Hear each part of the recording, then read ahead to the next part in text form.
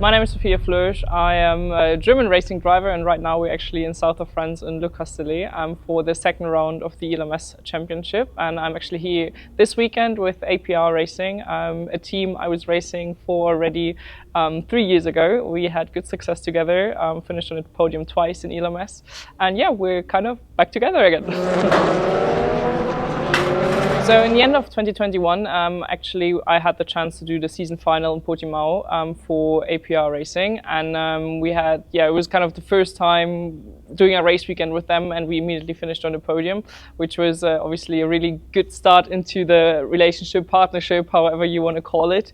Then we kind of did 2022 together, did Le Mans, 24 Hours of Le Mans together on a Pro-Am car, and I think that the whole team, you really feel that they're all working for one goal, and that's winning. And Sam and Stuart, who are the head of the team, let's say, are really pushing for equality and pushing for giving any driver the same chances, no matter which gender, no matter which category you're racing in.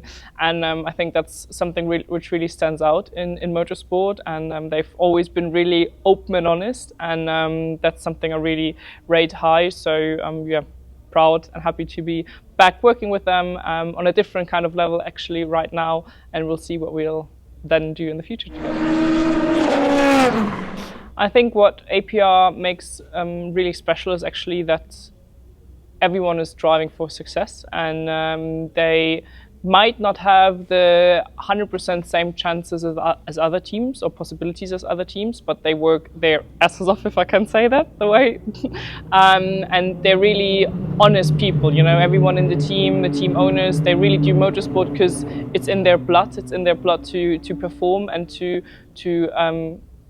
win in the end, and that's what you really feel. And I think that's not normal nowadays in motorsport, and because they're so honest and really pushing for success, you just feel that from the first moment you actually arrive on track until the moment you leave. And if you don't win or if you don't achieve the goals you had, they're really upset, and I think that makes them special. And it also feels like coming home, you know. Everyone from, let's say, the cook in the kitchen to the mechanics, the engineers, they all are working for APR since many years, and you win and you lose to get together, and I think that makes the whole team really feeling like home in the end.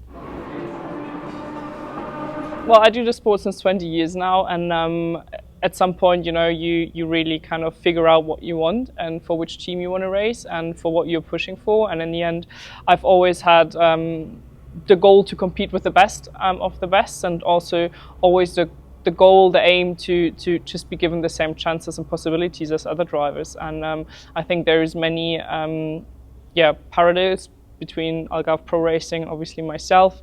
You know, Sam and Stuart, they've always just treated me as a normal driver and not as a female, which is something I've always wanted to be treated like, you know. I always said I'm a driver in the car anyways. It doesn't matter if you're male or female, you just want to win. And there's differences in how people treat you. And I think with APR, everyone just always treated me like a driver, and didn't care if I actually had long blonde hair or not. So that's just something which you remember, and in the way they treat you, where you actually feel, okay, you get respected because of your performances or not, and not because of, let's say, marketing or money or gender things.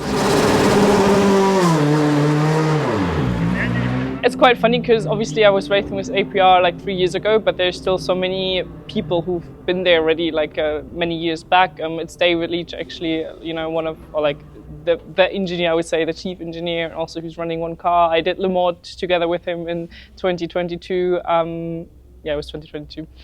For example, then Wei, he was a mechanic actually on my car back in the days. Obviously Sam and Stuart, who've always been open and direct, and they didn't change, and that's why everyone in the paddock loves them. And there's so many people who are still there actually from like 3.5 years ago, which just speaks for the team as well, you know, and for the connection and the work ethic, let's say, inside the team.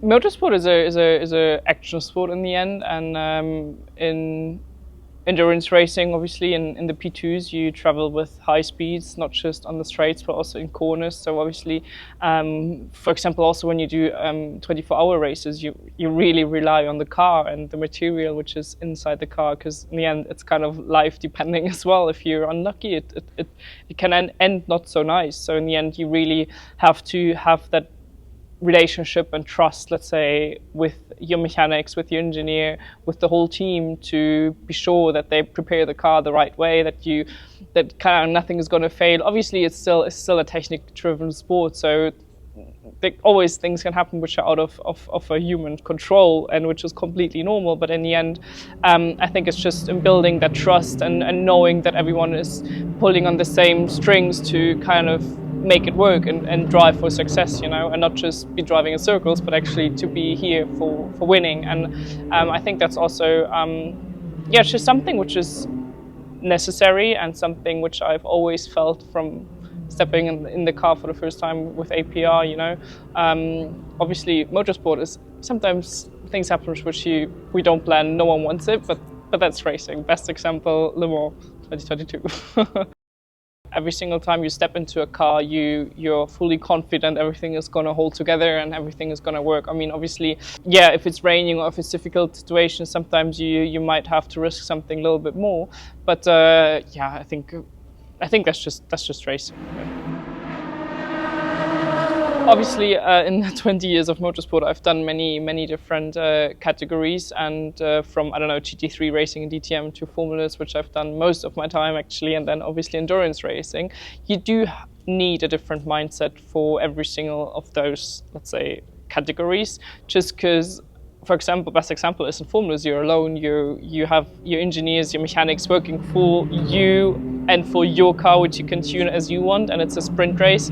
Here in endurance racing, you are not alone. You have two teammates most of the times who you're actually sharing the car with. So if you want something to get changed on the car, kind of everyone needs to agree, and it's not just about yourself, it needs to be a proper team spirit and teamwork. You need to be able to get along. Obviously, in endurance racing as well, it's not just about that one lap performance. In the end, it doesn't actually matter at all in that way of saying. It's actually a lot more about like the fuel management, traffic management. Your whole head needs to be completely tuned different, and it needs to be a different way of thinking, because in formulas, for example, first lap, the start is super important. That's where you can gain positions, where everything is happening. But in endurance racing, the first corner is kind of just stay out, and even if you lose positions, just stay out, because the race is going to be multiple hours long. So you need to think different, you need to drive a car different, but I think that just makes a good driver also round, and that just gives you experience. And I've always loved endurance racing because it's focusing on so many different aspects, and because you really need the whole team to be working with you together for the success. Because also the race can be won or lost on a pit stop, which is not just happening once a race, it's happening multiple times. Let's say the higher classes of Formula racing, Formula 3, Formula 2, are really similar to endurance racing, or at least the P2 in driving wise. It has nearly the same amount of aero, it has a lot of power as well. Obviously, the racing itself, and there's small aspects which are different, but I think the switch between those ranks of Formula racing to endurance racing in the P2 is not so big. So in the end, I think you can adapt quite quickly, and you learn a lot in both of that series. That's also why I always said, for me, the P2 is always a really good option, because the car is just amazing to drive. It has so much power, it has so much aerodynamics, it has carbon brakes. It's a really good car, and it's so much fun to drive. So I think what makes you stand out here more is probably really be able to open up and see the whole sport more as a team sport, and be able to be good in traffic management and fuel management, because that's different compared to for formulas, where you don't have that at all. Proper teamwork, fun, and driven for success. I mean, that's not 3 words, but it's like 3 statements. I'll take it. That's good. There's actually a quite big difference, I would say, actually, between formula racing, endurance racing, and how you prepare your body for those weekends and test days. In the end, in formula racing, you don't have power steering, so it really yeah, really matters on your shoulders and arms if you can hold the steering or not. And obviously the higher you get in those cars, the heavier it gets. So that's really the focus point, I would say. The whole upper body, which obviously in P2 is not really, that doesn't really matter because you have power steering. So the whole factor of that falls away, but still, you know, there's high G-forces, so you need to be fit, and especially cardio-wise and endurance-wise, it's more demanding than formulas, just because in the more you can spend 2.5 hours in the car, and you, even on the last lap, you know, in the last corner, you need to be there 100%. So it can get really hot in the car as well, which is obviously different to formula racing, where the races are more sprint format, and you're still like a little bit outside, so you get fresh air. I think that's more, formulas is more strength, I would say, and then endurance racing is a lot more focused on endurance, also for the whole body, and mentally also a different kind of prep for both of those weekends, just because, or both of those formats, just because the racing is different, and you win those races in a different kind of way than formulas. So yeah, that's, I would say, the biggest differences, and yeah, also why it makes it so special and so fun, actually, just because it is, the focus is on different aspects.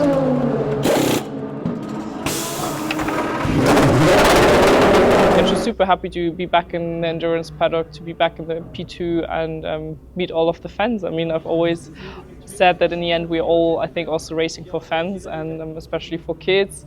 And if I can motivate one another to also maybe step into a kart at some point, it makes me proud.